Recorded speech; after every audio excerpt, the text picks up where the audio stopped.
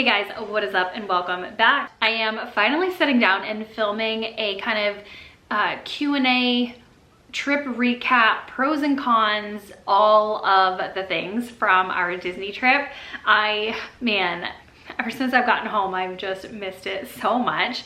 I feel inspired when I go there. I feel just so happy and excited, and I love editing the videos for you guys and just having fun with it and sharing them with you. So I hope you enjoyed. If you are new to the channel, I know a bunch of you were new through my Disney videos I saw, so welcome. If you have not seen my Disney vlogs, I will have the playlist linked down below where you guys can go ahead and check out our most recent trip. It was a 6-night, 6-day stay.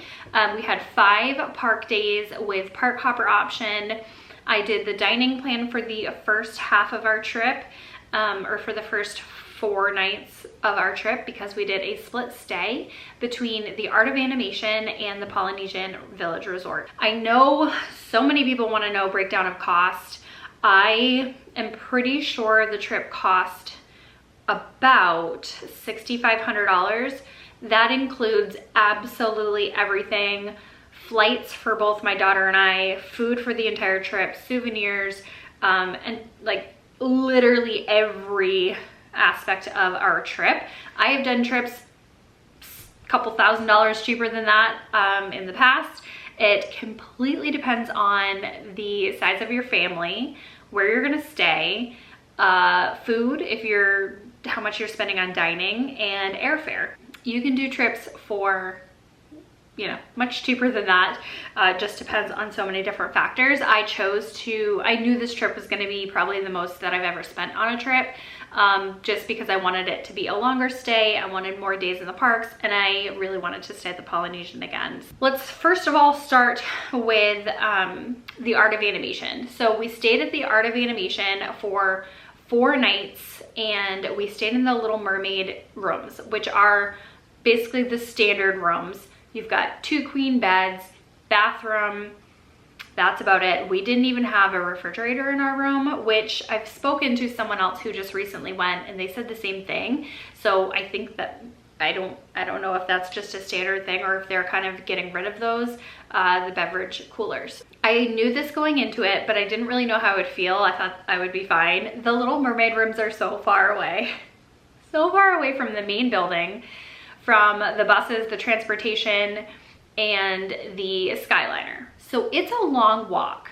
Walking there when your legs are tired at the end of a long park day, like the first day and a half, first day or two, it was okay. Like, yes, it was long, but it was okay. By the end of our trip, I dreaded that walk back to our room so badly, but I do know the rooms get kind of significantly more expensive the closer you are to the bigger pool. So that is a con. The pro is the Skyliner. I absolutely love being on the Skyliner. We stayed at the Pop Century Resort on our last trip, and they're basically like neighboring resorts, and they both share the Skyliner, the same Skyliner hub route. And that is a massive pro in my opinion. The Pop Century Resort though was slightly less expensive than Art of Animation, and basically the same, like food court style food, typical.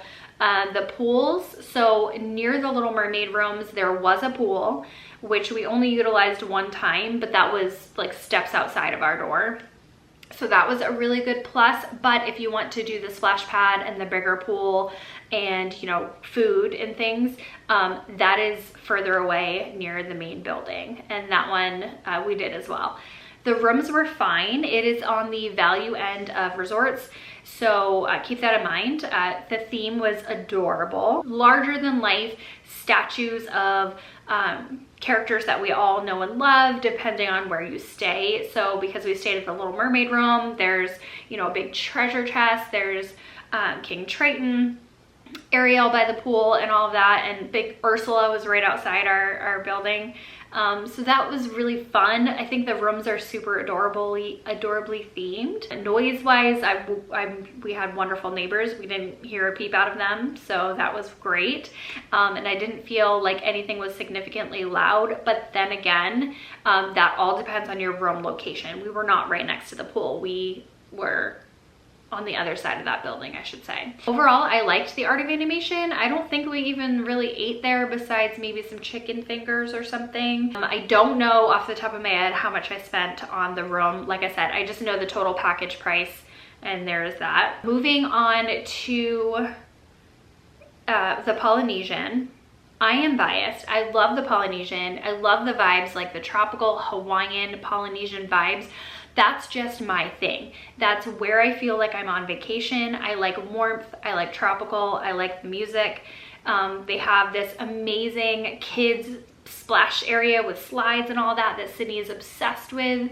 They have the beach, like sandy beach area where you can watch the fireworks at night. I can't say enough good things about the Polynesian. The one negative, I feel like there's only one negative to the Polynesian, and it's the price, which is a big negative because that's, you know, budget is always a huge thing and deciding factor when you're talking about vacations. But everything else I absolutely love. I love the dining, the food, the atmosphere. The rooms are nice and spacious. So when we made the transfer over, so I've stayed at the Polynesian before, so I knew what to expect, but moving from Art of Animation over to the Polynesian, it was kind of an eye-opener to me just how much more room we had in our room. So we had a standard room on the 3rd floor. So the thing is with the Polynesian, if you're booking there for the first time and you are unaware, you might want to double check and triple check. I might have this wrong, but I believe on the 2nd floor, there are no balconies. So if you want to be able to go out and step on your balcony, that's important to you, you can totally request the 1st, you'll have like a patio, or the 3rd where you'll have the balconies. Lots more privacy in the bathroom. So with the Art of Animation, when I was getting ready in the morning, my daughter was still asleep and had the noise machine on. We had the blackout curtains closed and everything. But with the Art of Animation, that little sink area or where you're doing your makeup, the only thing separating you from the beds is a curtain. And so if you're making a lot of noise and you don't want to wake your baby up or your little ones up, your husband's, whatever, while you're trying to get ready in the morning, there is that thing to think about. Whereas in the Polynesian, you can slide a whole door and you are completely blocked off. There's no light shining in your loved ones' faces while they're trying to sleep in the morning. And it's just a lot more spacious. It completely depends on your budget. It completely depends on your priorities. We made it a priority to spend a lot more time and days at the resort once we moved over to the Polynesian because I knew I had spent that money. So we had our rest resort day. We enjoyed the pools. They have a Dole Whip station right there. I can't say enough good things about the Polynesian. I have no other negatives. Although I will say, just beware if you're going like right now, there's construction going on because they're making a new DVC building. And so there was quite a bit of noise. I noticed a couple of the days when we came back on like breaks in between, but it didn't impair our sleep or anything like that. Just FYI, you might want to request to stay at the other end of the resort. There's a couple of different pools, couple of different pool bars. Definitely look for a discount. I think there was a 10% discount happening when I booked, and so I was able to save, hey, like even a couple $100 more. Another one of the pros from being at the Polynesian is on the deluxe category. So specific nights, they will have extra evening hours where you can be at the parks for 2 hours after closing. And we did it 2 times. We did it once at EPCOT and once at Magic Kingdom. And so we got to ride, I think it was like 6 rides at both situations. And we got to ride like Seven Dwarfs Mine Train with a really low wait compared to normal. I think we waited about 30 minutes, which felt like forever, but that ride wait is usually 80, 90, 100 minutes. And so I felt like that was worth it. Yeah, we got to ride about 6 rides at each extended evening hours. So something that clicked with me this trip was when you're staying at the Polynesian or you're staying on the monorail resorts, or the ferry boat resorts, you do the security right there before you get on the monorail. And so you're kind of skipping that long security line when you're getting into the parks because you've already gone through it. And I feel like that's a massive perk that I didn't know. It didn't even dawn on me that it was a thing until this trip. And then if you're taking the ferry boat, so from the Polynesian over to Magic Kingdom, which was a 6-minute ride, by the way, it was incredible. And I would highly recommend taking the ferry boat over the monorail if you're going over to Magic Kingdom, because it was like just a breeze. As soon as you step off the ferry boat, you go through security, so they'll check your stroller or they'll check your bags and all of that, so you don't have to wait in the line. I feel like that's a massive perk that no one talks about. All right, let's talk my park tickets. So this time I decided to do the park hopper option, and I've done it a couple of trips without the park hopper, and I've done a couple of trips with the park hopper now. So why I chose to do that is because I knew since we were going for a longer time, I wanted the flexibility of saying, okay, if we're gonna, be done with Hollywood Studios and we're just done, we've done all the rides that we want right now, do you want to hop back to Magic Kingdom? What do you want to do? And so I would ask my daughter where she would want to go, and she kind of surprised me a couple times, and she wanted to go back to Animal Kingdom. So I liked having that freedom to do so. I liked being able to kind of do whatever we wanted when we wanted, and not feel like I don't know, I just felt like we got use out of our park hopper options. We got use out of our passes a whole lot more, and we had a little bit more flexibility. Now, I've done shorter trips where I feel like, I know a lot of times people might say if you have a shorter trip, do the park hopper so you can get it all, get it all done. That might be where you want to go. Me, personally, if I know I'm only going to go to 4 parks, I'm going to spend a day at each one. That's just me personally. So I love doing the park hopper. I believe it was an extra $150 for both of us total. And I think it was worth it for this trip because we did use it so much.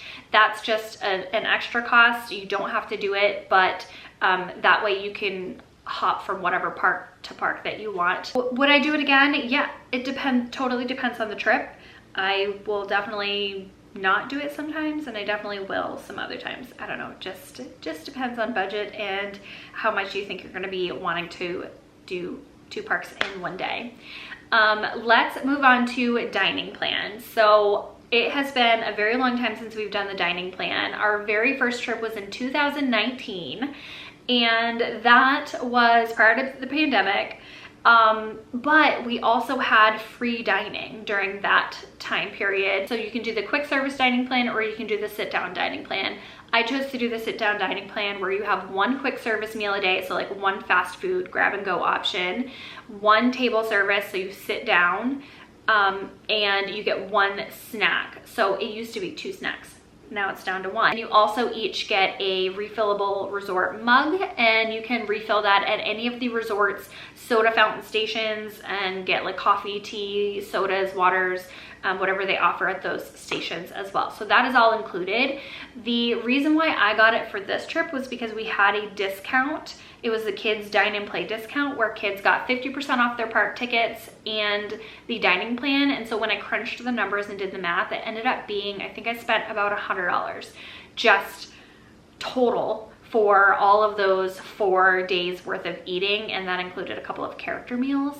And so it ended up being so worth it. So I tacked that on. I'm just gonna say this first, I would never personally buy the dining plan unless it was free or had it significantly discounted, personally. And the reason why I say that is because it's so much food, and also it can be so expensive. I think it's like $90 a day for an adult, and like, I don't know what it is. I don't know what the numbers, because we got the discount. I would never be saving money. I would never get that much food every single day. And so numbers wise, it just wouldn't be worth it. It's essentially a way for you to prepay for your food and just have it feel like an all-inclusive vacation, which if that's your jam, totally awesome, go for it. But me personally, I would not be reaching for the alcohol and the dessert at every single sit down meal. You don't have to eat that, but that is included in the price. So just me personally, I would only get it if I had it for free or discounted. You just have to crunch the numbers and see what works for your family.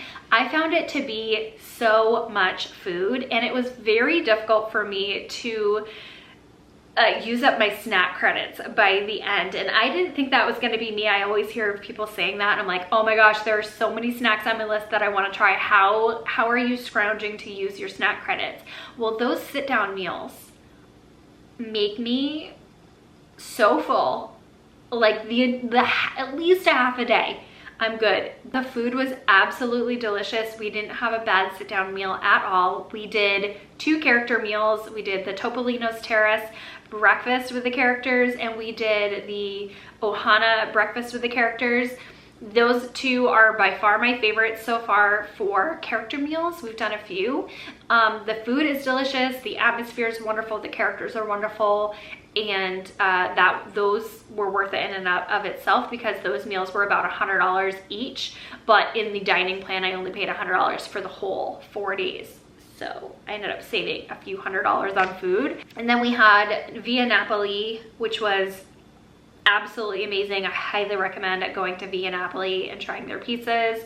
And where was our other one? Oh, Rainforest Cafe, which was fine. There was nothing wrong with it. It's just like a chain restaurant. That was my daughter's choice for sit-down meals. I wouldn't necessarily choose it for me personally, but it's just super fun for kids, and kids love it. And so that's why we're on this vacation, right?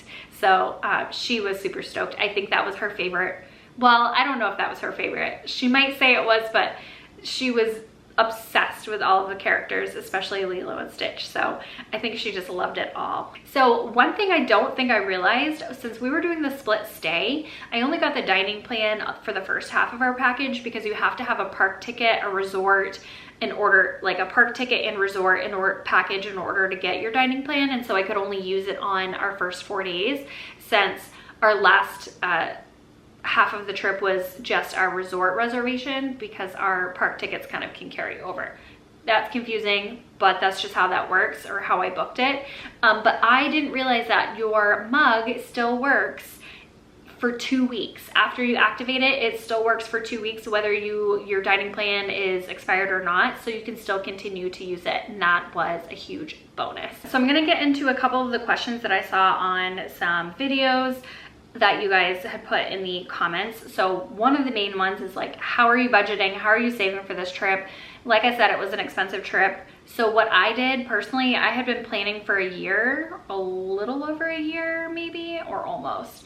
And so I just made payments like every Friday. I got a gift card from Target for 5% off, and I would just make a payment. So you can do that up until 30 days before your trip if you have a package deal. Now, if you have your resort only reservation, you have to pay for 1 night's worth of stay, and then when you get there, you'll have to pay for the rest all at once. And so I just made payments and paid like every Friday. I think that's kind of how it worked out, or every other Friday, however it worked out. And also too, because I have the Target Circle rewards, there was all kinds of Target Circle rewards going on for, you know, every $200, if you spend $200, you'll get a $20 Target gift card back. And so I would always do that.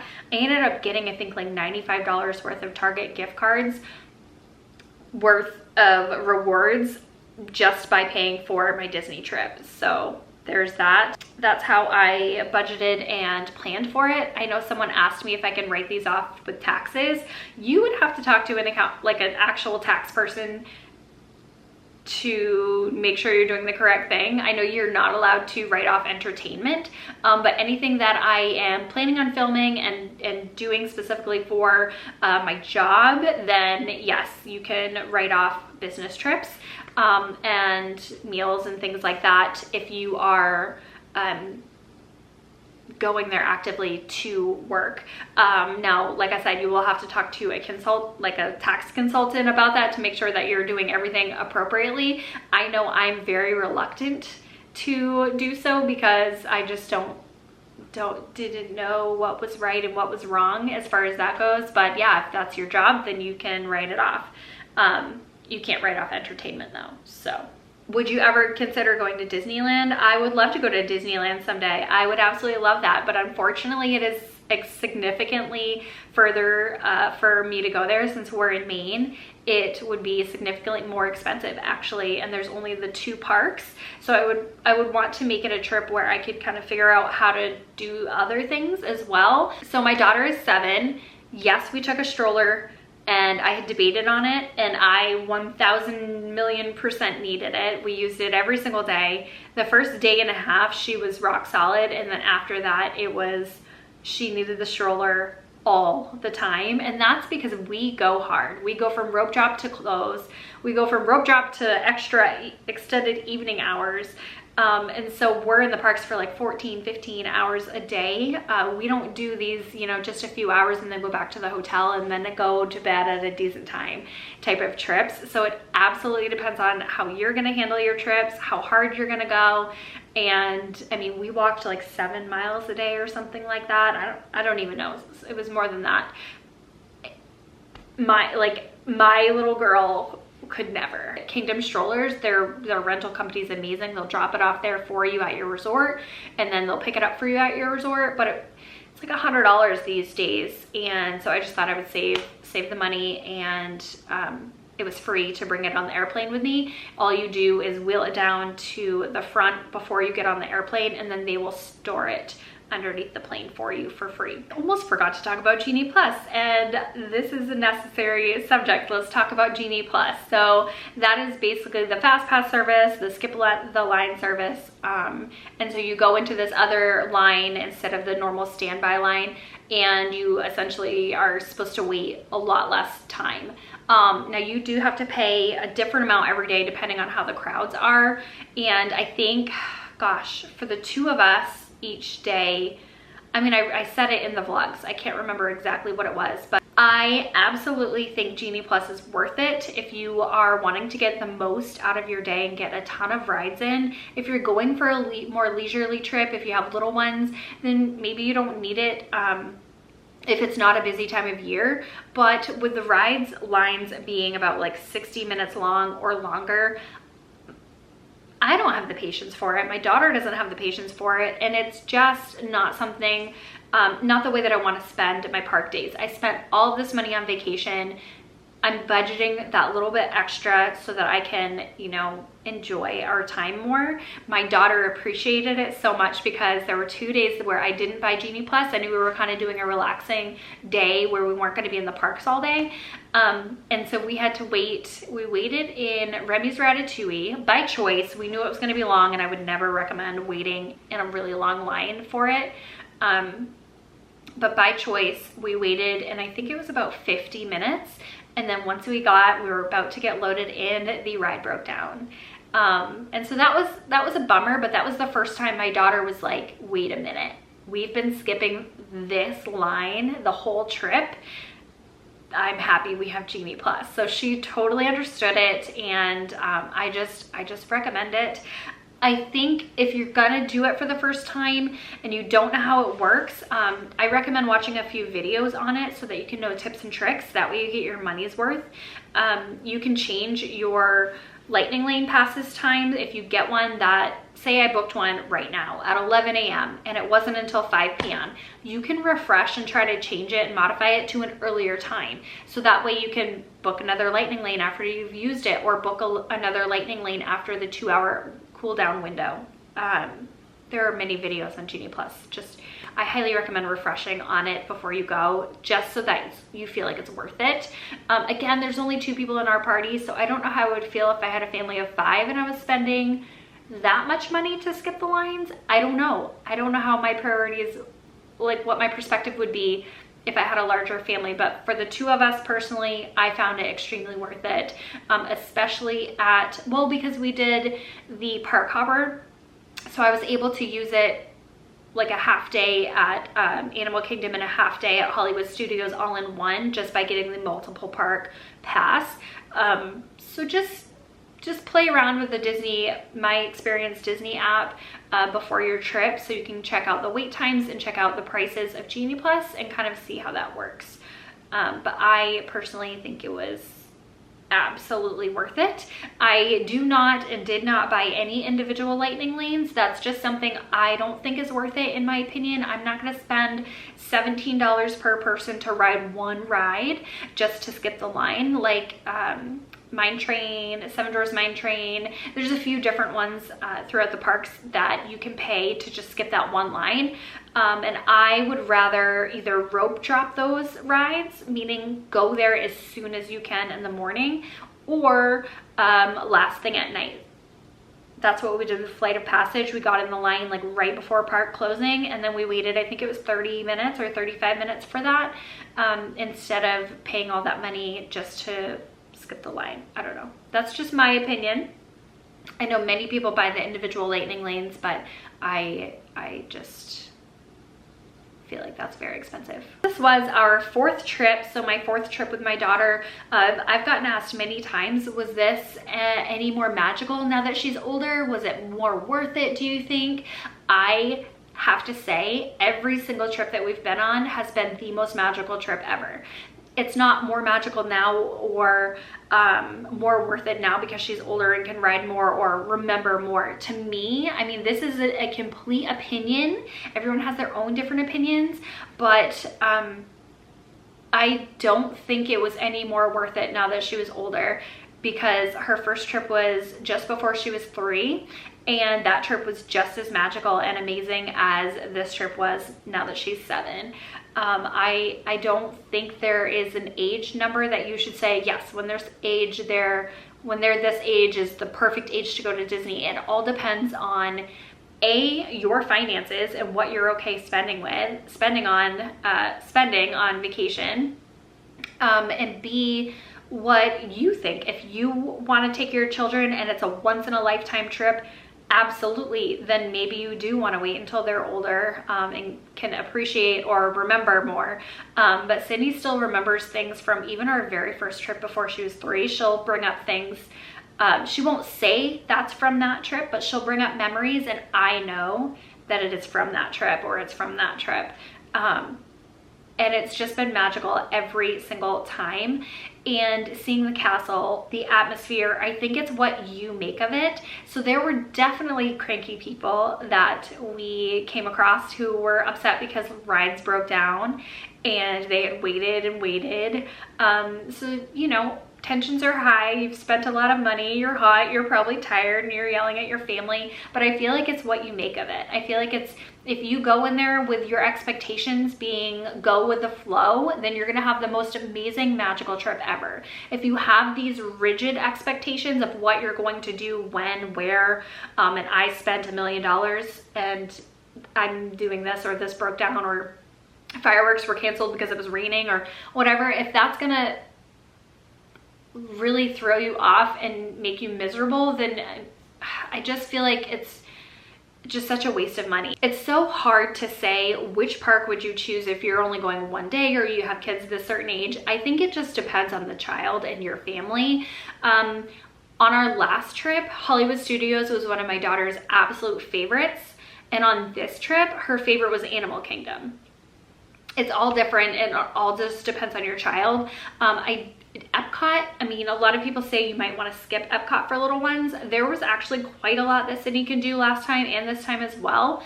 But is it a little bit boring for them? Maybe.